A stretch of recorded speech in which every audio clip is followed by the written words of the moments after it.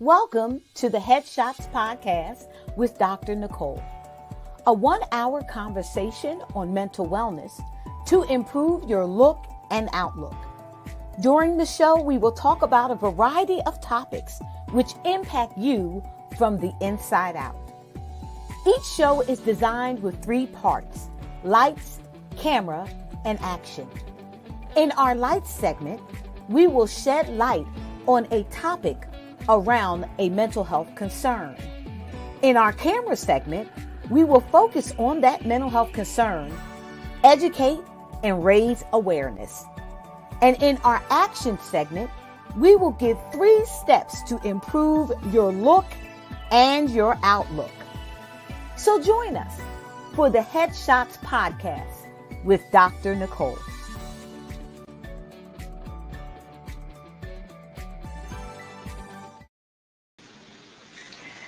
Good evening, everyone, and welcome to the first edition of the Headshots Podcast.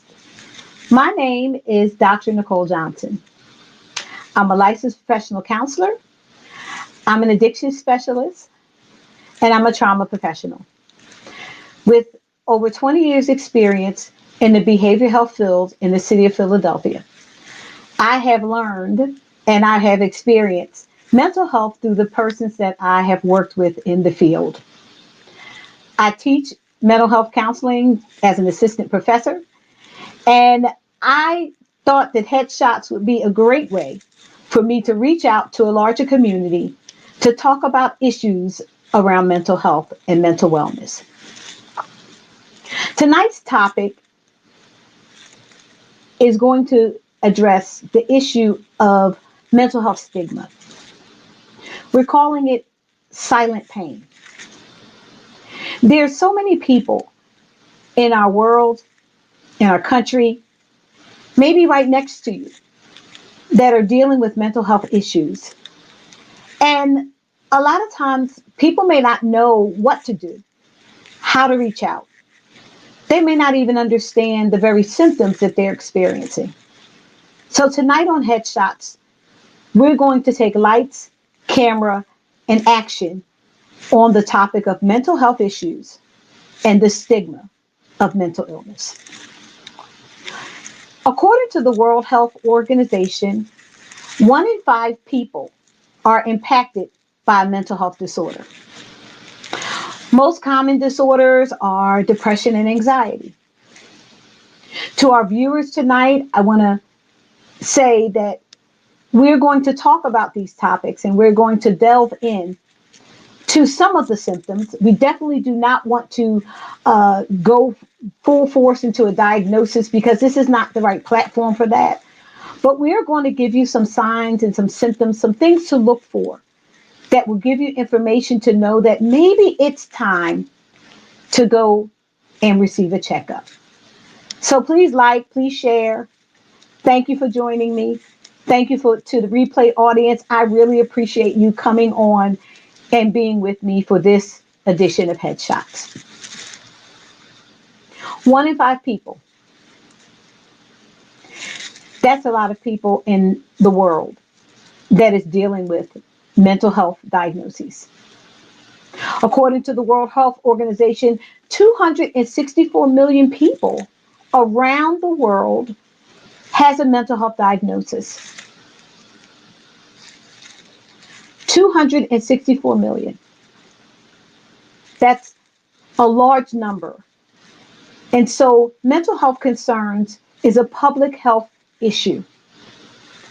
Mental health disorders include names that you may have already identified and may know, things like depression and anxiety, bipolar disorder, schizophrenia. But it can even go to other disorders such as developmental disorders such as autism, some disorders like attention deficit hyperactivity disorder. And so we want to take some time to evaluate in this light section of Headshots, to evaluate what are some of the symptoms that you may notice in a family member, in a friend, or even yourself. What should I be looking for? How will I know it's time to get a checkup? While we review some of the symptoms, we want to keep in mind that we don't want to diagnose anyone. We don't want to look at someone and pick out one or two symptoms and say, oh, you definitely have schizophrenia. Oh, you definitely have depression. But much rather, I wanted to share this information so that we can all be caretakers for one another. In this time of the pandemic, with racial injustice, with election stress, with everything, financial troubles, everything that's going on, how can we, as individuals, as friends and family, co-workers, peers, how can we look out for one another and make sure that we're mentally well? And so, according to the American Psychological Association, you should seek help if you are having these problems.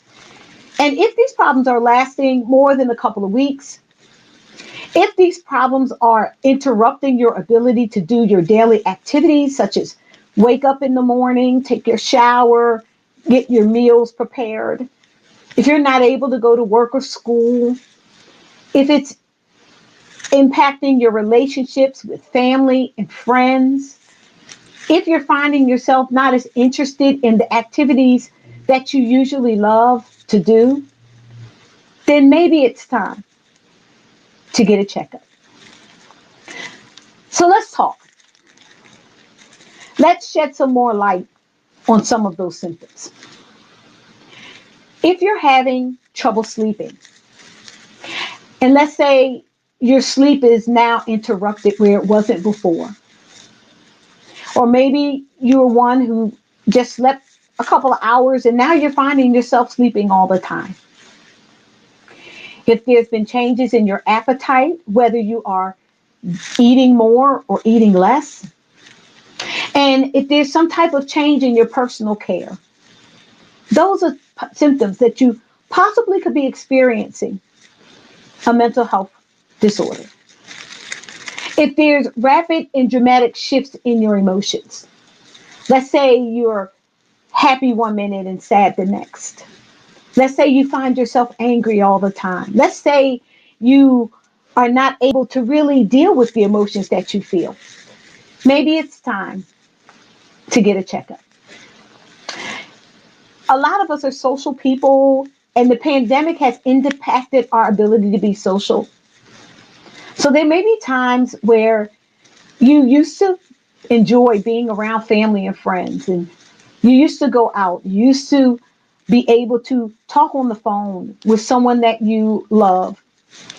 But now you're finding yourself not really wanting to be bothered, not really wanting to connect, not really wanting to talk to people or be around people. You may be finding yourself having an experience that you think other people won't understand. Maybe it's time to get a checkup. Maybe you used to like football or basketball. I'm a football fan myself. And now you're finding yourself not really interested in the activities and the things that you used to enjoy. Maybe it's time to get a checkup. Let's say you were that type of person that, you seem to have everything in control. You're very organized. You did well in school if you're a young person. You did well at work. You always met your deadlines. Now you find yourself falling behind. Find yourself not able to keep up. You're worried that your job might be at risk, that you might be in danger of doing some other things, like not being able to keep your job or not being able to finish that degree that you worked so hard to get into school for. Maybe you're falling so far behind that you feel like things are slipping through your fingers. Maybe it's time to get a checkup. And some of you may be saying, well, Dr. Nicole, like, those aren't my issues, but I find myself I'm not able to concentrate. And I know the pandemic is here and everybody is saying it's the pandemic, but I'm finding myself not able to concentrate and it's really, really bothering me. Seems like it's a little bit more than my family or my friends. It's a little bit more than what I'm used to. I understand the pandemic has been a transition, but I find myself not able to really get myself together. Maybe it's a time for a checkup. Are you having memory lapses? Are you finding yourself being a little bit more emotionally sensitive, just sensitive to everyone? Are you finding yourself arguing more? Are you having heightened sensitivity to light, to sounds, to smell, to touch? Do you want to avoid situations that cause you a lot of problems? Have you lost your drive? Have you lost your initiative? Are you questioning, why am I here? What am I doing? What is it all for?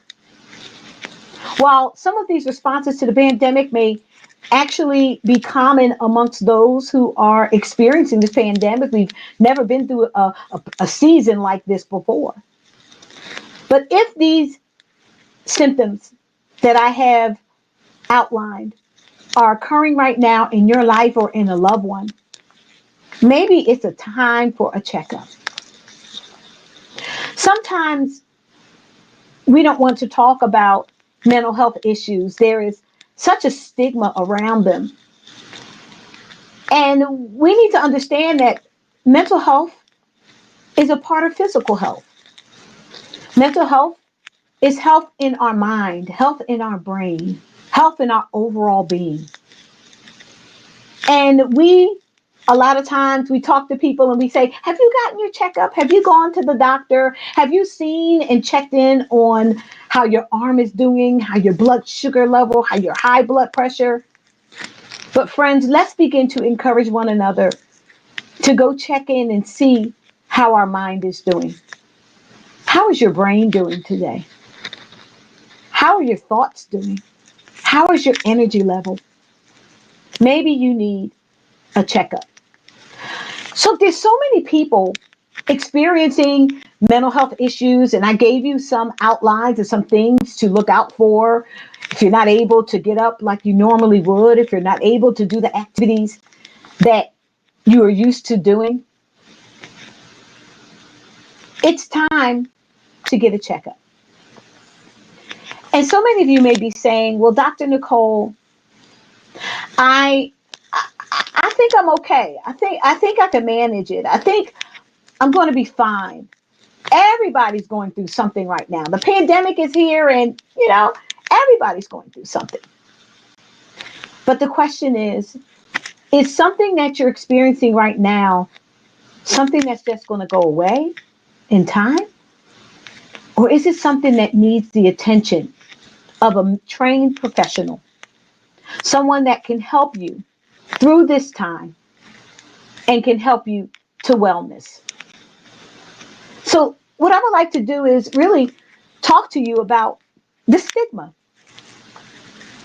We find that between the time a person notices or has a manifestation of a mental health symptom to the time that they often engage in treatment with a mental health professional, it can be upwards to 5 to 7 years. Can you imagine having symptoms, waiting and expecting them just to go away, just to disappear? Waiting and thinking that, oh, when I wake up tomorrow, things will be better. I won't have to go into the doctor. I'm not crazy. I'm not crazy. I know I have a doctoral degree. I have a graduate degree. I have a job. I have a family. I'm not crazy. But this isn't about being crazy. This is about getting help. This is about realizing that we are human beings and that the experiences that we have in life can impact us so deeply that just like an arm may be broken, just like my leg may be wounded, they may be a wound that I'm experiencing. to which I need some support. I need some help. I need some intervention to be able to find that healing, that wellness, that wholeness that I'm seeking for. And so, how can mental health impact your look and your outlook? We shed light on the vastness of mental health issues around the world. 264 million people having a mental health disorder. We've talked about the fact that it's not just in the United States, but it's around the world. And depression and anxiety are experienced in children, teenagers, and even adults. And so while we can sit and say, well, my kid will grow out of that, or that teenager, it's just adolescence, they always get a little touchy. How can we really reduce the stigma and encourage people to get the help that they need? When I think about myself and I think about the times where I've gone through difficulties in my life, I recognize that there were times when I needed someone to talk to. I needed someone to help me sort out what I couldn't sort out myself. And sometimes when we feel that we have mental health issues, that we're having symptoms, we don't want to talk to anyone about it. We want to keep it to ourselves. And so I often wonder, as a mental health professional, I often wonder why. Why do we wait? Why do we not get the help that we need? Why do we not encourage our friends or family? Why do we not take them to the place, to the doctor? Why do we not encourage them to get the help? But I also know the reason why. The stigma. One of the areas of the stigma that we need to change is the stigma around our beliefs about mental health issues. Persons who have mental health diagnosis, persons who are getting treatment for depression or anxiety or schizophrenia or bipolar disorder, they are not mentally weak. They're not weak people, and they have weak minds, and this is why they just can't get it together. And so we have to change the language. We have to change the way that we talk to and talk about persons who are dealing with mental health disorders. If someone breaks their arm, we don't say, oh, you're weak, that's why you broke your arm. If someone has a headache, we don't say, you're weak, that's why your head is hurting. So friends, we're going to need to change the language, change the stigma around mental health. Change our beliefs about what we feel about the persons. Yes, Sister Maddie, that's good. We need someone to help us sort out what we can. Absolutely. We need someone to come alongside of us and to help us figure our lives out. Just like somebody might have helped me. We want to be there for you. And so when we think about people, we think about the fact that no, people are not weak when they have a mental health disorder. There's someone in pain that needs help, that needs medical attention, that needs support, that needs some guidance, that may even at times need medication. And so if we changed our beliefs about mental health, we need to also change the belief that people can just snap out of it. Just snap out of it. You're depressed, just snap out of it. You're anxious, just snap out of it. Without judgment, right, Daiquiri? Without judgment. Without judgment. Open the door. Broaden the conversation. Make a discussion about mental health just as open in your homes and your families as the discussion about what you're going to eat for dinner. How was your day? What did the kids wear to school? Let's make the discussion about mental illness just as open as we are talking about everything else that occurs in our life. And so, if we understand that people are not weak that have a mental health disorder, then we also have to understand that people just can't snap out of it. They need help. Have you ever been in a situation where you didn't just snap out of it? You needed someone to help you? Friends, let's reach out to those, especially in this time. Those that are isolated, those that are not able to be connected in face to face contact. Let's reach out. Let's not forget those that are not able to be around us. Another reason that we need to address this stigma in our beliefs is because there are people who actually believe that mental health is or mental illness is not a real illness. That it's not like a physical illness, it's not like a disease, it's not like something that really needs a doctor or really needs treatment or at times can really need medication. And that those three beliefs, that people are weak, that people can just snap out of it, and that it's not a real illness, those are false beliefs that need to change. They're part of the reason that we have stigma. They're part of the reason why people are not forthcoming when they have a mental health symptom. The next thing we need to take into consideration is that stigma, if we keep these beliefs around mental illness, around people being weak, about that they can snap out of it, they're just doing this for attention, it's not a real illness, then it turns into prejudice. We can work on a job with someone who has a mental illness and believe that the days off that they're receiving is just days off that they shouldn't receive. We can work with a coworker who asks for our assistance, and we can become really cold towards that coworker because we believe they don't really need our help. We can look at our children and look at family members, and we can begin to become prejudiced against them, thinking that, oh, they don't need our help and they don't need our support because the illness is not seen. It's not a mark on my arm. It's not a cast on my leg.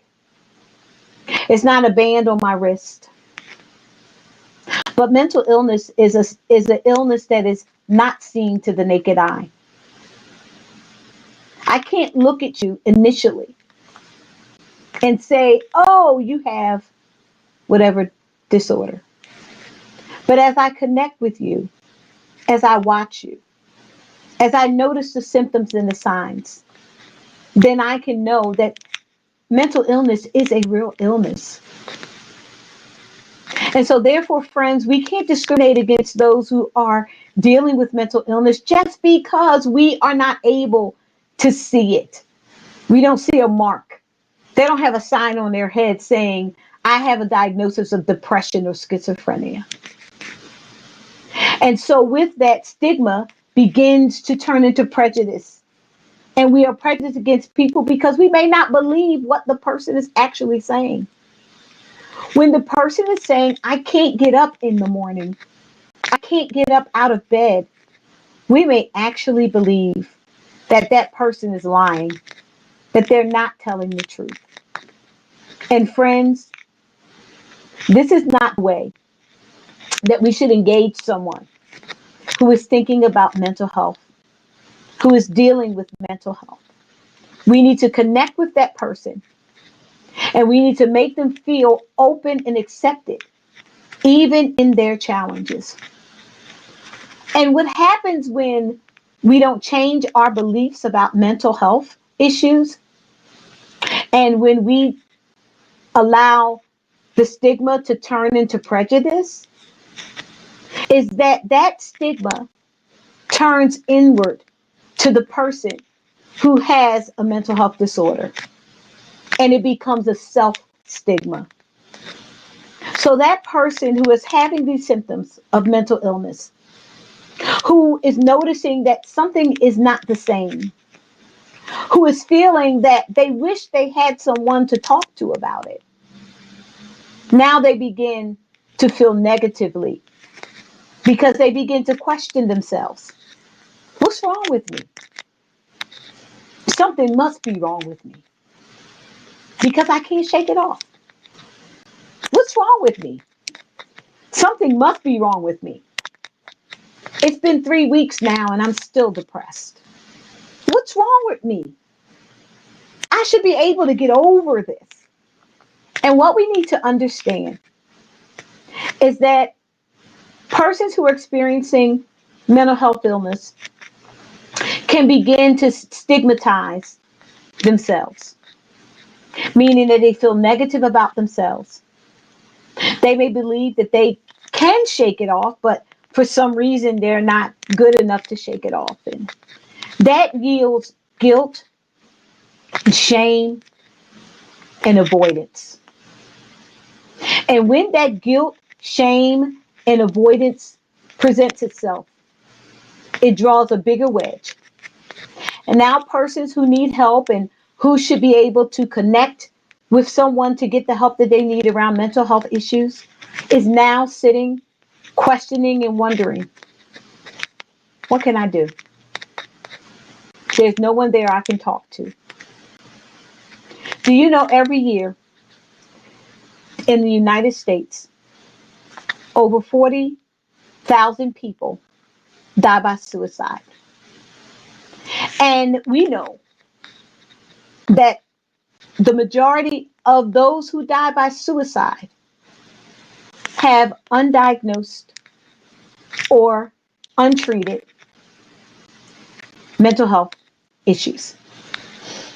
And so we want to say to you tonight, if you're on and you're watching this, or if you're watching in the replay and you are thinking about suicide, let's say you've had mental health symptoms and you're thinking about suicide, you need to call the suicide prevention hotline. I do not want to go any further without letting you know that there's help out there, that there's help for you. And so many people are living with shame, guilt. They're living with avoidance. They don't want anyone to know. They're living in secrecy. They're hiding their symptoms. They're trying to hide from people so that their symptoms are not found out. And they also worry about the consequences.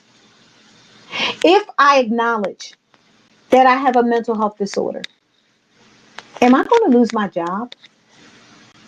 If I acknowledge that I have a mental health disorder, what is it going to do to my family? Yes, Judy, people are there, but they're afraid to reach out. Absolutely. People are afraid to reach out for help. And so we're on this Zoom tonight. I mean, on this Zoom. We've been so zoomed out lately, right? We're on this Facebook Live and on this live podcast because we are trying to bring an awareness. We want to bring light to mental health issues. We want to focus that camera in on the issue of stigma. And we want to give those action steps. We want people to get help tonight. We want people to get help tonight. Are you worried about someone that you love? Are you thinking about them and wondering, Dr. Nicole, how do I approach them? How do I talk to them?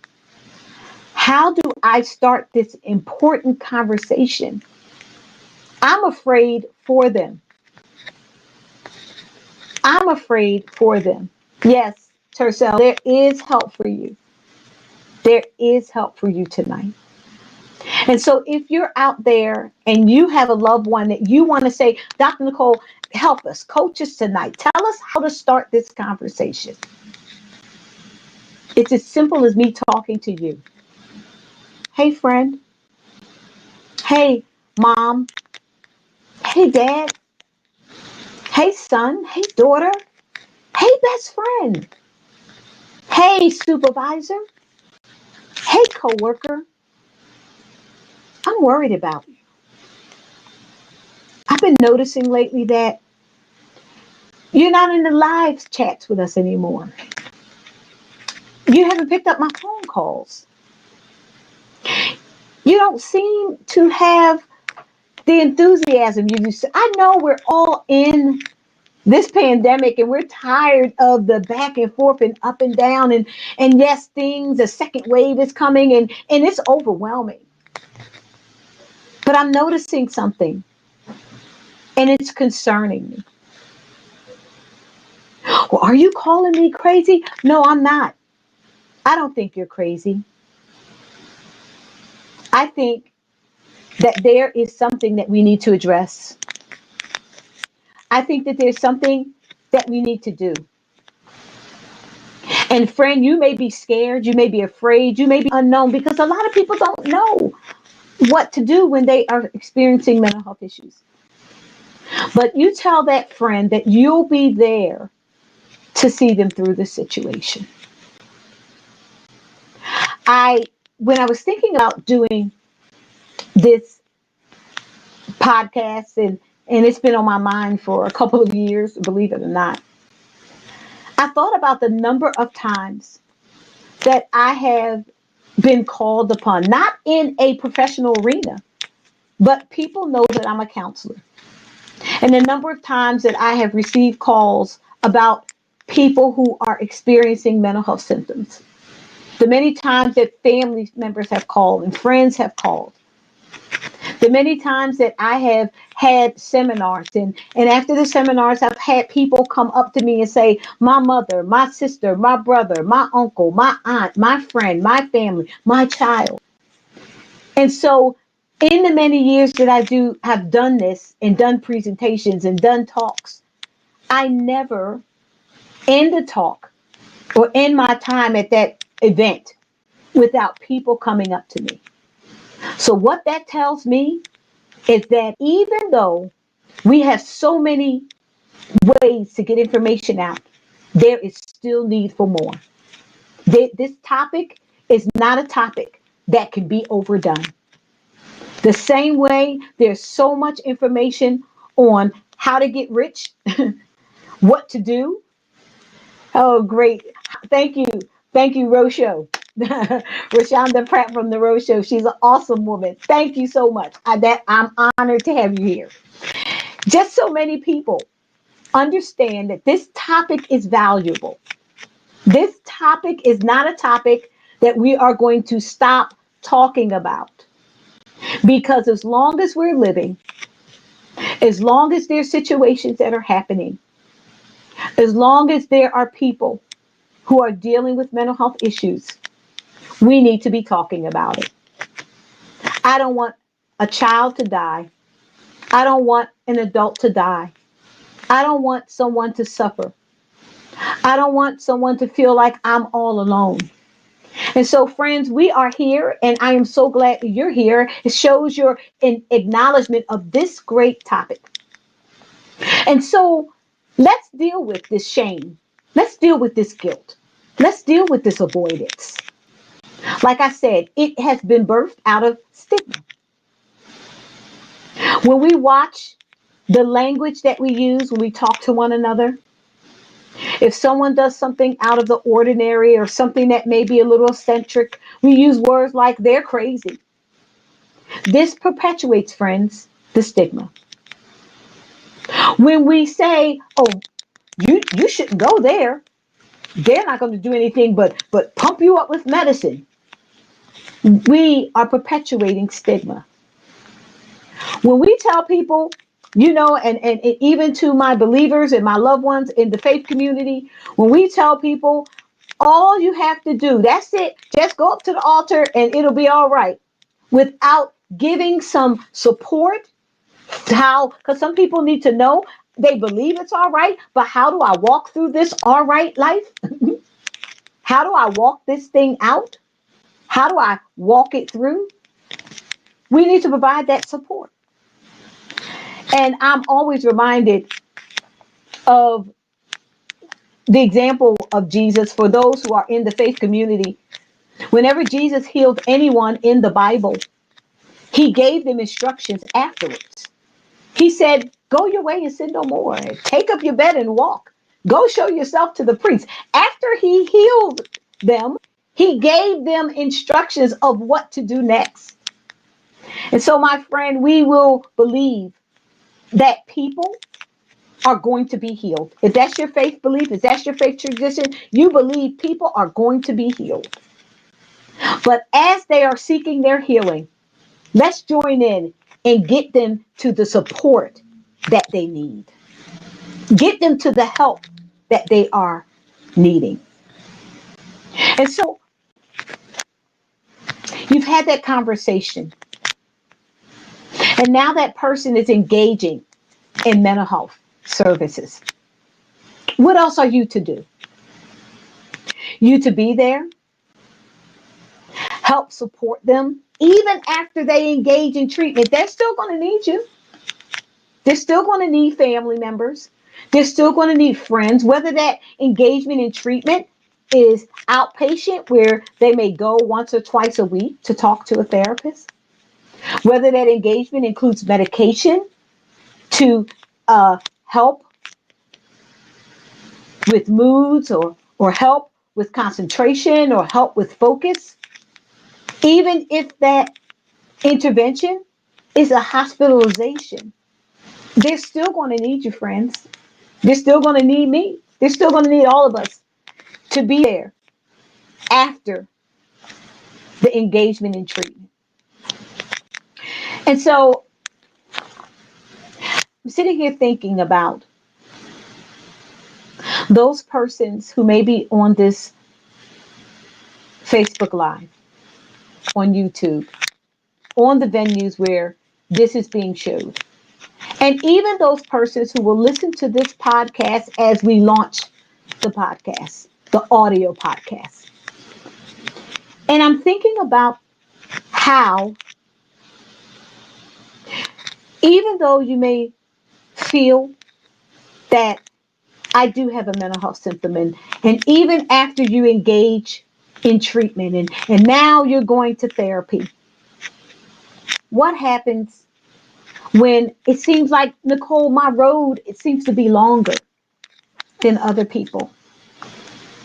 My friend Mary went to treatment, and within 3 months, Mary was better. But Dr. Nicole, it's been a year. It's been 2 years. It's been 5 years. And I see myself going good, and then I have a little regression. Good and a little regression. That's right, Jason. These are the times we need each other. These are the times in which that support system can really help someone navigate through wellness, through their recovery. And so, as we are going forward, I definitely want to leave you with some action steps. We've had our light segment, which has given us a light on this topic around mental health, the prevalence of mental health, and also the prevalence of the stigma around mental health.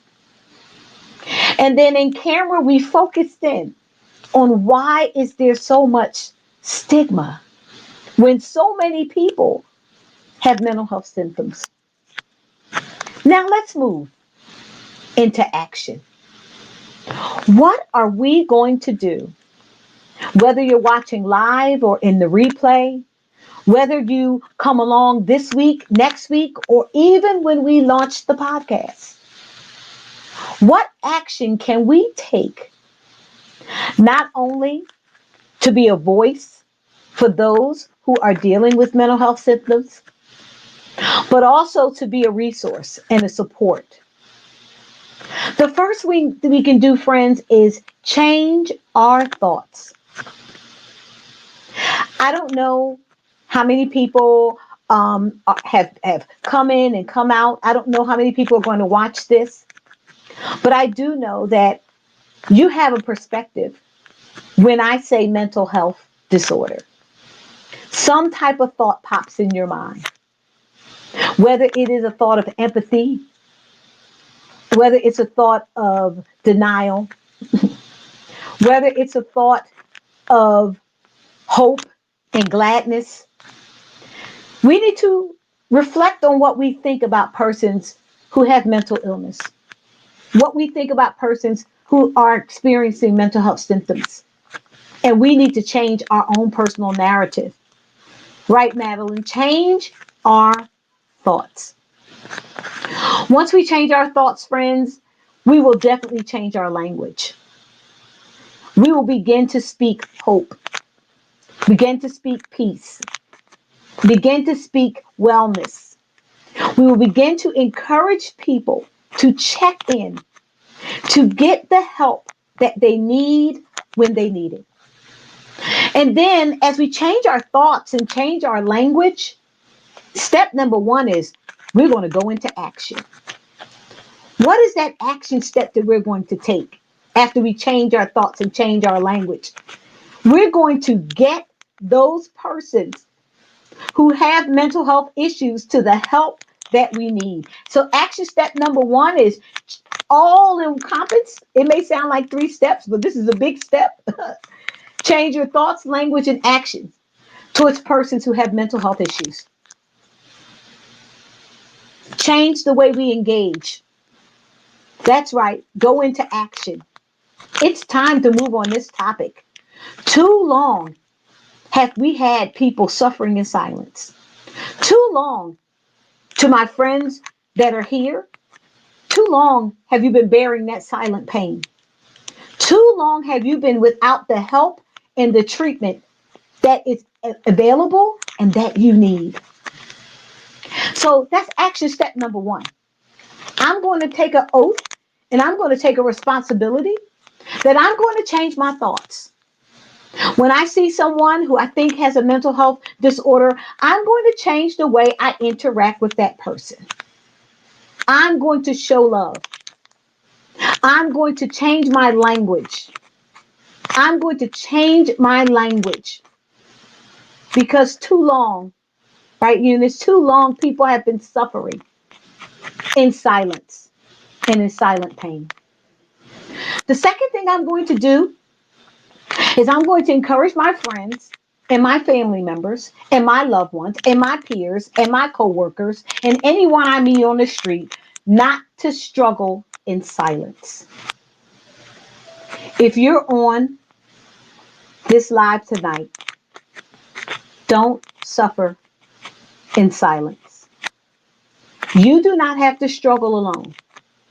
There are people that are here that want you to know that we care about you. We're changing the language and we care about you. Don't struggle in silence, friends. You're not alone. You are not alone. I can't say that enough. You are not alone. The third action step I want to leave you tonight is I want you to reach out for help. We put up the suicide prevention hotline number. And you may be saying, well, Dr. Nicole, I'm not thinking about suicide. Okay. But write that number down. Put that number in your phone. Have my cell phone. I have it in my cell phone. Just in case I encounter someone who I think may be thinking about suicide, I want to be able to give them a number. Maybe it's midnight and a friend or family member talks to me or a child, they come to me and they're very desperate. And we know that it's midnight, everything is closed. What can I do? I can give them that hotline number. So friends, please jot that hotline number down. And so we want you to reach out for help. Say, Dr. Nicole, how do I do that? What does it mean? I'm in Africa because I believe this is going to go worldwide. I believe that this conversation is going to go worldwide. But Dr. Nicole, I'm in Africa. How do I reach out for help? Go to your doctor if you have a doctor. Go to your closest emergency room. Go to your mental health center. Go to your faith leader. Go to your family. Go to your friends. Go to anyone who will listen to you. And I say, if they don't listen, keep crying out until they do. Reach out for help, my friend, because there is help available to you. You may say, Dr. Nicole, how, which way do I go? Should I go outpatient, inpatient? My friends, just engage in some help. And the professionals there, they'll do a full assessment and they will give you the recommendation that you need. Don't be afraid. Things can get better. And I want to encourage you that help is a phone call away. Help is a step away from you. This topic is so important that I believe that each and every person that lives should know how to engage in mental health services. Everyone can help somebody get connected. You may say, well, Dr. Nicole, I don't know about any mental health facilities around, but I have a primary care physician. Go see your primary care physician. Connect with a medical professional to help you engage and to be a resource for you. This silent pain is not a pain that you have to continue to live with alone. There is help. There is hope. And so we want to continue to encourage others, like I said before, to not be afraid, to reach out for that help, to engage in those services that are needed. Since the pandemic, we have seen an increase persons who have engaged in the suicide prevention hotline. We know that there's an increase in substance use and alcohol drink use. And so even if you say, well, Dr. Nicole, why are you talking about substance use and alcohol use? They are mental health disorders as well.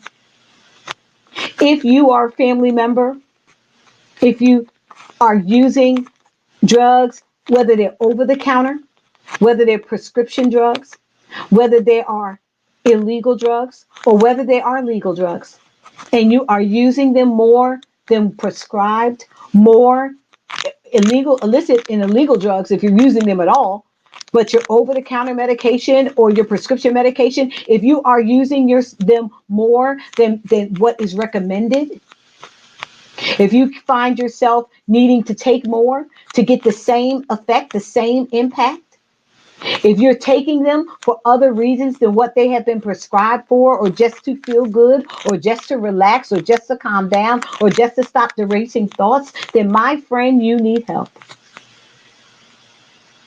And so we want to spring into action, reach out for help. Silent pain. 264 million people share the experience that you may be sharing, your friends may be sharing, your family members may be sharing tonight. And so I hope that the lights that we have brought to this topic, I hope that our camera view, our focus view, and I hope that our action has encouraged you tonight to know that this is not a topic that we're going to let go of. For the next 7 weeks in this first season of Headshots, we will be continuing to talk about issues around mental health disorders. And so we want you to continue to tune in. We want you to continue to come along with us. Please share your comments. We thank you for all your comments. Thank you for sharing your experiences. And thank you for people stepping up and saying, I've been there. I know what it's like to have a mental health disorder, to have symptoms of mental health issues, to feel that pain, that silent pain, and not knowing if I can even reach out or tell someone who would understand, who would believe me, who would help me. And so we're going to continue this conversation. We're going to continue to talk about mental health. Thank you so much. It is needed. It's needed. And so for our next segment, we are gearing up, and we know that in a lot of states, early voting has already begun. And we are going to talk about, in our next segment, election stress. You might be saying, Nicole, I know, Dr. Nicole, I know this election is stressing me out, but I didn't know that that was actually a thing. There's actually a thing called election stress. Yes, there is. Join us, and we're going to talk about it. We're going to talk about election stress. And in this time where so many people are feeling the pressure of this important decision, people are thinking that this decision is going to impact not just me, my family, my children, my well-being. This may impact us for generations to come. And when I hear people talking about the election, all I hear is, I'm so stressed out about this election. So next week on Headshots, we're going to talk about it. What is election stress? What does research tell us about election stress? What should we know going into this very important time and season? Some people are already voting. Some people are looking at TV every day. They're watching the debates. They're waiting to see what is going to be the outcome. And so we're going to spend some time, my friends, talking about election stress. And then after we talk about election stress we're going to spend a little bit of time and view election stress we're going to shed light, camera, and action on different aspects of election stress, pre-election stress, after election is over, during the election. We're going to talk about it because we want you to know that there's so many aspects of it. We're going to shift and we're going to go into talking about this season, the holiday season that we are about to engage in. So many people say 'tis the season to be jolly. If we don't talk about mental health and mental wellness over the holiday season, because this holiday season is not going to be like any we have ever experienced. We want to prepare. We want to talk about it. How can we stay mentally well while we're socially distant? How can we have holidays when we can't be together? How is that going to impact those who are far away from their family and not able to visit? And so, my friends, we are going to talk about that issue as well. We're looking forward to the next 7 weeks with you. We're looking forward to bringing you some topics around mental health and mental wellness that, like I said, will change your look and your outlook. I have a lot of sayings, and one of the sayings that I say that I often teach students is that your mind is a movie and your face is the screen. And so Headshots is really trying to help your look, because we're going to help your look. And then it's also going to help your outlook. Friends, I thank you for joining with me on this journey. I thank you for your support, and I will see you next time on Headshots with Dr. Nicole. Thank you so much. Please send us an email. Please connect with us. Send us a message through Messenger. If you're watching this in the replay, thank you so much for watching, for tuning in. Let us know.